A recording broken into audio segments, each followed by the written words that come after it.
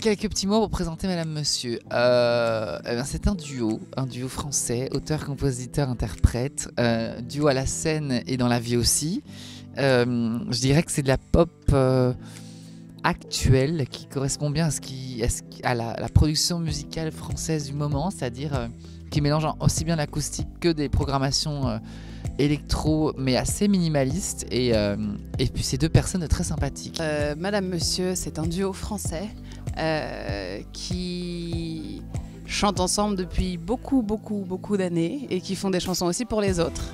Et voilà, ils ont une super chanson cette année pour défendre la France à l'Eurovision, avec un vrai sujet de société. Et voilà, ils ont leur look, leur empreinte, donc voilà, ils sont géniaux.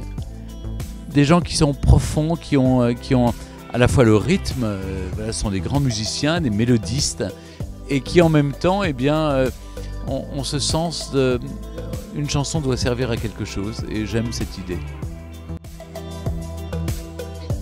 Merci, c'est une chanson très fédératrice, avec un vrai message, et voilà, je trouve que c'est très efficace, ça reste dans la tête. Ça reste dans la tête. Donc voilà, non, je pense que la chanson est top et je croise les doigts. C'est une chanson qui parle de ce qui se passe aujourd'hui en Europe de manière générale, et qui met un petit peu le doigt sur le problème global des réfugiés aujourd'hui, et sur le silence, la complaisance et l'inaction des uns et des autres. Voilà. Merci, une magnifique chanson qui au fond n'est pas vraiment une chanson sur l'immigration, mais une chanson sur une épopée, une odyssée, je dirais, d'un bébé qui naît au milieu de la mer, et voilà, qui n'a pas notre chance à nous de naître dans des maternités bien confortables. Je présenterai moi-même un titre présélection de Destination Eurovision l'année prochaine. Tu vois, je peux pas me dire comme... Mais je ne serai plus juré pour le coup. Si la France gagne, je suis prêt à présenter le concours de l'Eurovision 2019 pour toute l'Europe et en anglais. Je cours sur le champ de Mars à poil. J'aimerais que la France soit dans les 5 premiers, disons. J'aimerais, évidemment, vous savez, quand on va disputer une compétition, on pense toujours qu'on va la gagner, sinon on n'y va pas. Mais j'aimerais qu'on gagne, mais sinon au moins dans les 5 premiers, oui. Mon pronostic, je pense que c'est une chanson qui laisse pas indifférent. Donc, voilà, je pense qu'il y a rien de pire que l'indifférence, et qui plus est avec une chanson comme celle-là. Donc en fait, j'espère que soit ils gagnent, mais alors haut la main, soit ils perdent, mais alors haut la main aussi pour le coup. Parce que ça voudrait dire qu'en fait la chanson elle gêne. Voilà, donc en fait soit on adhère à cette chanson, au message, soit on a un rejet parce que ce qu'elle dit, ce qu'elle dénonce nous dérange. Voilà, mais en tout cas c'est quelque chose de marqué. Malheureusement, c'est même pas un joker ou quoi que ce soit, c'est juste que tu ne peux pas faire de pronostic dans ce concours. Parfois, il y a quelqu'un qui émerge au dernier moment, tu ne sais pas pourquoi. Parce que, voilà, c'est très... On peut pas prévoir en fait comment 200 millions de téléspectateurs vont réagir, et donc je leur souhaite le meilleur.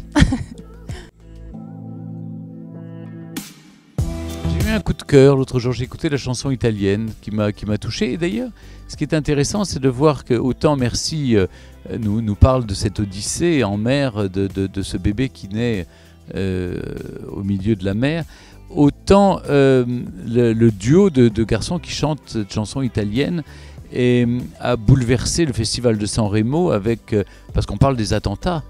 Et c'est formidable de faire une chanson enlevée, très dansante presque, et qui parle de vous n'aurez pas vous ne nous aurez pas malgré vos bombes, mais malgré votre guerre qui n'est pas la nôtre. Je trouve ça assez... vous voyez, c'est peut-être la thématique de 2018, on donne un peu du fond aux choses. J'ai un coup de cœur cette année pour l'israélienne. Je trouve qu'elle est hyper fraîche, elle s'assume complètement. I'm not your toy, c'est un peu girl power, j'aime beaucoup. France Gall. Avec poupée de cire, poupée de saut. Salvador Sobral. Pourquoi ? Parce que j'aime bien tout ce qui est bon.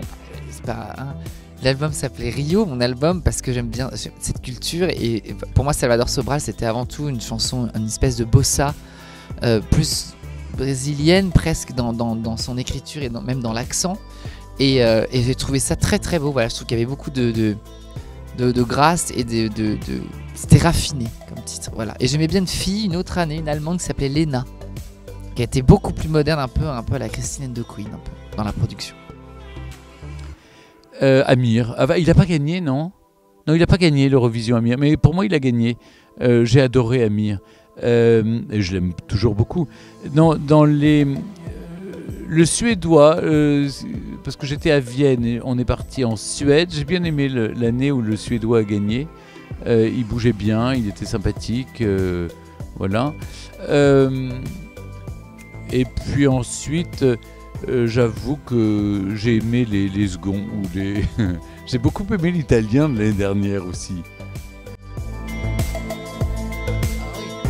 L'artiste de mon choix, Christine and the Queen. Elle revient là en ce moment, donc tu vois. J'ai tellement milité pour que ce soit le public français qui vote pour la chanson qui dispute les couleurs de la France, qui représente la France à l'Eurovision, que je ne voudrais pas être celui qui décide, qui suis-je pour décider de la chanson ou du chanteur qui va représenter la France à l'Eurovision. Je trouve que c'est beaucoup plus démocratique et ça permet en même temps de fidéliser le public avant l'Eurovision que de l'inciter à voter et à choisir son représentant. Parce que là, Madame, Monsieur, il faut le rappeler, a quand même cette légitimité que c'est Destination Eurovision qui les a sacrés représentants de la France 2018. Madame, Monsieur, je vous souhaite énormément de courage pour cette Eurovision qui arrive. Reposez-vous bien, travaillez bien et je croise les doigts pour vous. Bisous. Un mot d'encouragement. Bon, Madame, Monsieur, vous avez la pression. Non, Madame, Monsieur, continuez à faire ce que vous faites. Vous faites les choses de manière simple, naturelle et ça fait du bien. Voilà, donc au-delà de la musique, j'aime bien qui vous êtes et je pense que ça touchera beaucoup de gens aussi. Voilà, donc bon courage. Chère Émilie, cher Jean-Carl, avec Madame Monsieur et cette chanson magnifique qui s'appelle Merci, bien vous portez toutes les espérances de la France. Et moi j'ai confiance en vous, je sais que vous allez faire le maximum, donner le meilleur de vous-même. Je vous souhaite bonne chance et je voulais vous dire je vous aime beaucoup parce que j'ai appris à vous découvrir. Vous êtes un couple extraordinaire, plein d'allant, plein de tendresse, de gentillesse. Et pour moi vous représentez les valeurs de la France que j'aime.